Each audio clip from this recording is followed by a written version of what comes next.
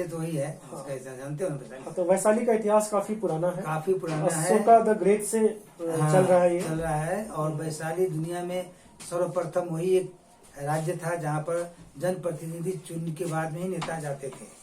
और वैशाली का नगर वधु जो उपन्यास है वो सही है। क्यों? उस वक्त में बुद्धदेव, जब बुद्धदेव ने ज्ञान प्राप्त किया तो प्रथम बार वो वैशाली वही पहुंचे थे। उनका वहाँ पर नाम खुदा हुआ है, लिखा हुआ है। बुद्धदेव ज्ञान प्राप्त करने के बाद में बुद्धदेव भगवान, जो भगवान होते हैं बुद्धदेव, वो वैशाली में फर्स्ट टाइम वही वैशाली गए थे। वैशाली का इतिहास काफी पुराना है। उनका वैशाली बुद्धदेव का स्थान बना हुआ है। और जो उसको विश्व का संस्था जो है, विश्व संस्था जो है बुद्धिस्टों का, वो वहाँ डोनेट करता है, वहाँ चलाता है वैशाली में। हाँ, हेरिटेज है विश्व, यूनेस्को में। हाँ, यूनेस्को अंदर आता है। जो जापान, थाईलैंड, मलेशिया, चाइना, सभी आदमी वहाँ पर आते हैं वैशाली। सबसे बड़ी बात है कि दर्शकों, ठाकुर फैमिली, ये जानना जरूरी था, ये बहुत मेरे लिए अचरज का बात है कि अयोध्या से जो बारात या जो भी बोले, जो जनकपुर जाता था, वो जनकपुर गया था, तो वो उसी रास्ते से निकला था। जो गरुड़ का जो रास्ता है, पक्की सड़क जो आज के डेट में हम देखते हैं, तो वही सड़क से गया था। तो बहुत बड़ी बात है ये, नंबर 1। नंबर 2, मलंग स्थान के बारे में हमने समझा। मलंग स्थान काफी पुराना है, शायद 200-300 साल किसी को पता नहीं है, क्योंकि शायद दादी माँ उन लोग पूजा करती थी, शायद उनके और भी पूर्वज पूजा करते थे। उसका एक अलग स्थान है। एक शैलेश स्थान हुआ, उसका भी काफी मान्यता है, 500 साल 600 साल, पता नहीं किसी को कितना पुराना है, लेकिन काफी पुराना था। अखाड़ा हुआ करता था, उस जगह से काफी जुड़े हुए थे लोग, वहाँ पर पंचायत भी होता था। तो ये सारी चीजें हैं। पुरनका घराड़ी जो हम जानते हैं आज के डेट में, पुरनका घराड़ी में लगभग 7 परिवार थे। हमारा तो परिवार चारों पट्टी बोल सकते हैं, क्योंकि बरम ठाकुर के तो ये नहीं थे, सन्स एंड डॉटर्स नहीं थे, तो 4 परिवार वो। उसके बाद एक हो गए आपके शंकर ठाकुर, जो प्रेम मौसा के पापा हो गए, उनका परिवार था। और एक किसका बोला था आपने? झिंगू ठाकुर का परिवार। तो ये सब परिवार साथ में रहते थे, इकट्ठे रहते थे, सबके एक कमरे थे। इस कारण से वहाँ पर जगह के अभाव में हम सब नई जगह पे गए। और नई जगह जो आप देख रहे हो आज के डेट में, आपका जमीन का कमी नहीं था, जगह का अभाव नहीं था। अच्छा, जगह था, रोड नहीं था। रोड नहीं था। रोड नहीं होने का रास्ता नहीं होने का रास्ता से जाना पड़ता था अंदर। इसीलिए वहाँ पर तो हम लोग का 52 बीघा जमीन का प्लॉट है। 52 बहुत बड़ा एरिया, 52 52 बीघा जाना जाना सब प्लॉट है वो। तो एरिया हम लोग का खाली हुआ, आजाम पट्टी था, दूसरा कोई नहीं। यहाँ पर हम लोग का जनकी ठाकुर का फैमिली सब उस सब पूरा इलाका में। बहुत उस एरिया में दूसरा कोई का नहीं था। थोड़ा आज उधर भी है ये। तो उधर भी ये बोलना सही रहेगा कि मेबरा गांव इसका हजाम का था। आधा पहले था ही आधा पहले था ही हजाम का और इसका दुसाद का जमीन था। दुसाद सबसे बेसी दुसाद का जो है दुसाद का था। दुसाद और हजाम का था। लोग बाद में आकर बाद में आया लोग बसाना, तो उन लोग का मेन वही उद्देश्य खेती। हम लोग का मेन उद्देश्य खेती नहीं, हम लोग बिजनेस का बात है। उन लोग का मेन उद्देश्य खेती, और खेती में लगे रहे, और खेत जैसे से हुआ उसे खरीदते गए, बढ़ाते गए। उनका मेन उद्देश्य खेती था, और हम लोग का मेन खेती नहीं था, हम लोग का बिजनेस था। इसलिए हम बिजनेस में चले गए, हम लोग झुक के चले गए। और देखा जाए सर्विस क्लास में भी हमारे काफी लोग आए। जैसे आपने बोला जंग बहादुर ठाकुर के बारे में बात किया, जंग बहादुर ठाकुर पहले इंसान थे जिन्होंने क्लास 10 पास किया अल्फांसेस से। बाकी 90% तो लोग हमारे पुष्पानी में पढ़े थे उस समय। उसके बाद फिर कुछ अल्फांसेस तो है ही, बाद में अल्फांसेस, न्यू जनरेशन अल्फांसेस भैया जो है वही सर्विस में गए। वो कहाँ पढ़ाई किए थे?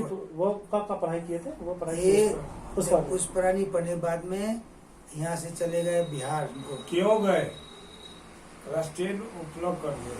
हाँ, उसके बाद क्लास 10 में फेल हो गए ना, फिर से के लिए बिहार में चले गए।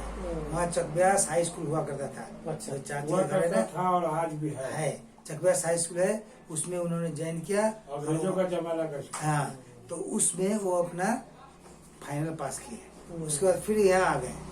यहाँ पर उसी वक्त में ITI चलता था टूंग में। अच्छा, ITI उन्होंने ज्वाइन किया। कुछ ही 1 महीना ही गए थे ITI की। उसी वक्त में एयरफोर्स का एक इंटरव्यू हुआ जो दिल्ली में हुआ। उस इंटरव्यू ने पार्टिसिपेट किया। उसमें उस समय में 250 लड़का पहुंचा था।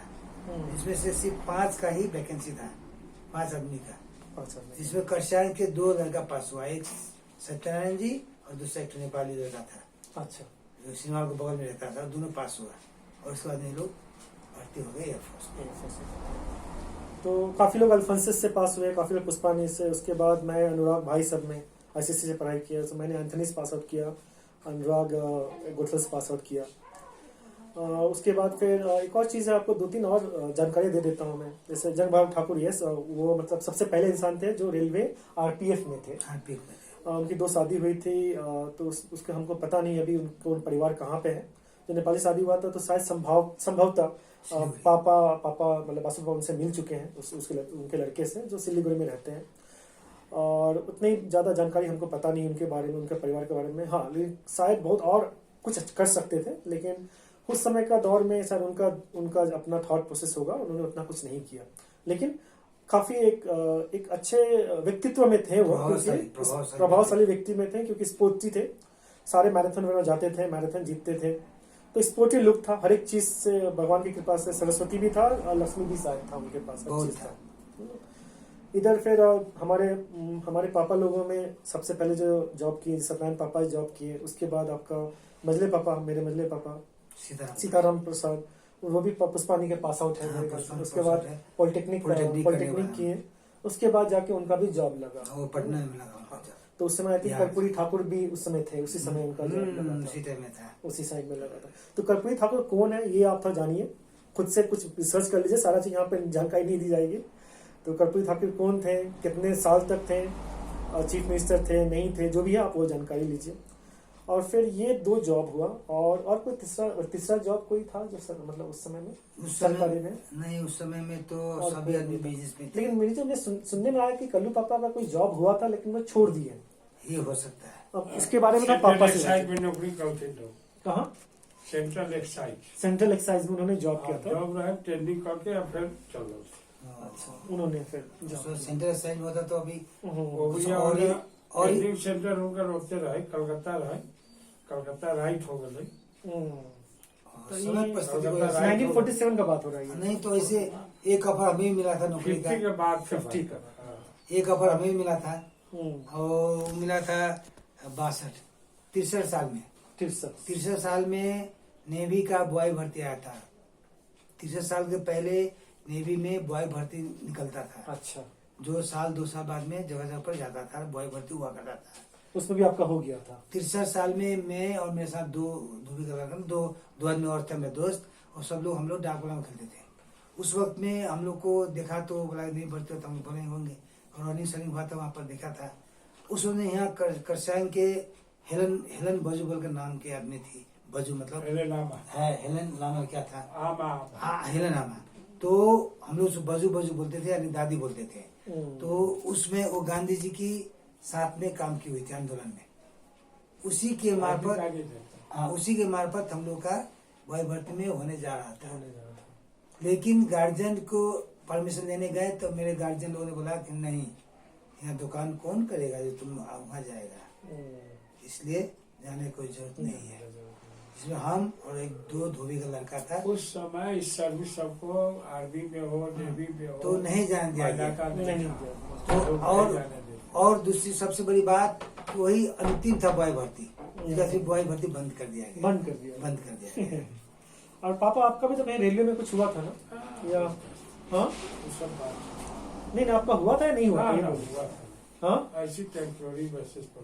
अच्छा, आपका ऐसी टेम्पोररी बेसिस तो हम लोग भी बोला था। अच्छा, आप भाई घुस जाओ ना, खाली आगे देखो ना क्या होता है।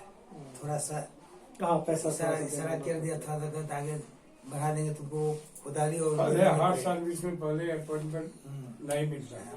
बोला ना, जाइए, आप जाइए 2-4 महीना 6 महीना 4th ग्रेड में जाइए, रेगुलर कर देते। 4th ग्रेड में चले जाइए, थोड़ा दिन तो उठाना पड़ेगा, थोड़ा मेहनत करना, उसके बाद देखिए ना आगे धीरे धीरे प्रोसेस बढ़ जाएगा आपका। तो होता था। तो अब यहाँ हम लोग गार्जियन लोग तो यहाँ दुकान से करोगे कि उधर करोगे, क्या करोगे, इधर करो। तो ऐसा बात था। मौका तो मिला था 1900 कौन साल में है, ठीक से याद नहीं आ रहा है। हम लोग स्कूल से मिला था, स्कूल से दिया था मैकेनिक का, घड़ी बनाने का और रेडियो बनाने का सरकार तरफ से आया था। रतन निवास था ना, उसको हाँ, नया हाँ, खुला हाँ। था, रतन निवास ने कॉन्ट्रैक्ट लिया था। जो भी लड़का सीखेगा उसको एजुकेशन के आगे। हाँ, तो उसको सरकार से उसको पैसा मिलता है, लड़का सिखाना है। उसके लिए बोले तो बोला सर HFD कंपनी के आसी हाँ HMD यहाँ तो जब यहाँ पे फैक्ट्री HMD का अच्छा, यहाँ पर था क्या, फैक्ट्री था? और बिहार थे टूंग में, गैरी गाँव अब तो नहीं, अभी नहीं, गैरी गाँव हम गए हुए हैं। अभी तो नहीं है ना? नहीं तो बिल्डिंग तो है, लेकिन वो उठ गया। उठ गया। बहुत अच्छा बंदा था यहाँ पर। आदमी ने सही ढंग से सहयोग नहीं किया, क्योंकि घड़ी का भी होता है ना, जो टेम्परेचर और वेदर उसी हिसाब से सेट होता है घड़ी। या तो बेंगलोर का सबसे टॉप है, सेकंड नंबर यहाँ का था। इसका भी इस वेदर के ऊपर निर्भर करता है, क्लाइमेट के ऊपर। तो दर्शक, आपने देखा ठाकुर फैमिली काफी कुछ बातचीत कर रहे हैं। तो सारे ये टॉपिक इधर से उधर जा रहा है, लेकिन आई थिंक आप इंजॉय कर रहे होंगे इस चीज को। अब लास्ट में एक चीज जानना जरूरी है, जो कि पापा लोग हैं, मम्मी भी यहीं पर है। तो हमारा कुल देवता, क्योंकि अभी आज के जनरेशन में पता नहीं कुल देवता आपको पता है क्या होता है, थोड़ा उसके बारे में पहले समझ लेते हैं। कुल देवता होता क्या है पहले? पापा, कुल देवता होता क्या है पहला चीज? कुल देवता का अर्थ है जो हम लोग का पूर्वज जिसको मान्यता देकर आया है। मान्यता है, अब आदिकाल से चला आ रहा है। कब से आया ये तो कहना मुश्किल है। हम लोग का अपना कुल, हर हिंदू का अपना कुल देवता होता है, तो हर हिंदू जाति का। तो ये आपने समझा कुल देवता, तो हो सकता है नेक्स्ट एपिसोड में, अच्छा पापा एक मिनट, पापा नेक्स्ट एपिसोड में हम समझते हैं कुल देवता कौन है हमारे, उनका नाम क्या है, पूजा कब होता है, और कुल देवता का महत्व जो है हमारे संस्कार में, हमारे परिवार में है, उसके बारे में थोड़ा अच्छा समझते हैं। तो वो नेक्स्ट एपिसोड में करते हैं।